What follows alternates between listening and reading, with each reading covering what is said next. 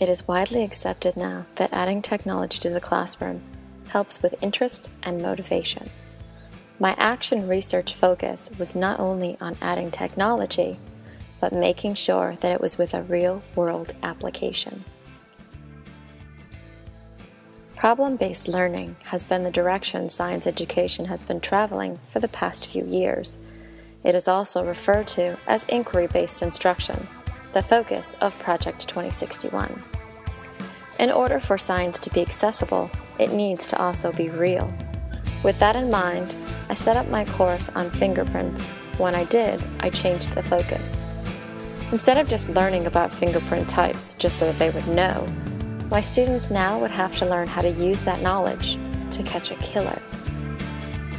Once middle school students see that there is a need to know this type of information, they cannot help be interested in at least seeing it through.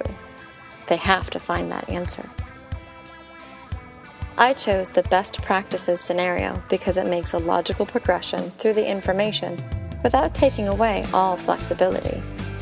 Starting at the Fingerprint Basics slideshow created by Tracy Trimp of sciencebot.net, students would learn about the basic in fingerprint pattern types.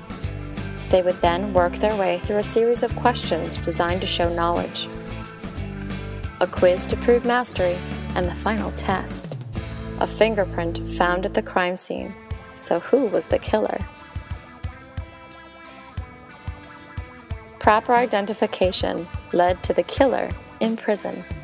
If students were wrong, they went back to the slideshow to try to figure out where they went wrong. Once completed, the course was uploaded to Facebook, which allows my students to have free access to the course without having to access my Facebook page. Many school districts frown on teacher-student Facebook friends. To prevent any issues, U-Do-To-Teach and U-Do-To-Learn act as middlemen. U-Do-To-Teach allows me to decide who has access and gives me the ability to test the course to see how it runs, and even gives me a report on the users. U-Do-To-Learn allows anyone with a Facebook page to link to U-Do-To-Learn application and access any course that is listed as public to all.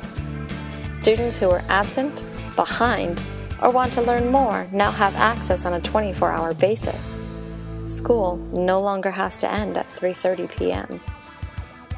As a U-Do-To teacher, I can send invitations and assign courses to selected groups, and even allow for co-editing.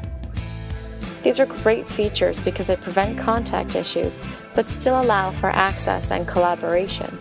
Users can even leave messages on how to improve the courses.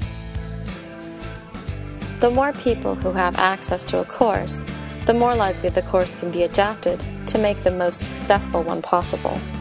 Teachers no longer have to reinvent the wheel, for if one of my former colleagues likes the course and wants to use it, they can. All it takes is a Facebook page. The same can be said in reverse. If one of the teachers that I work with makes a course and I like it, I can assign my students that very course.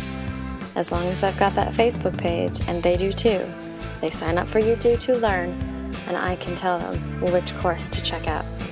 Multimedia and collaboration, it's what every modern Web 2.0 teacher wants to be able to integrate, and U-Do-To helps make that happen rather easily with just the click of a few buttons.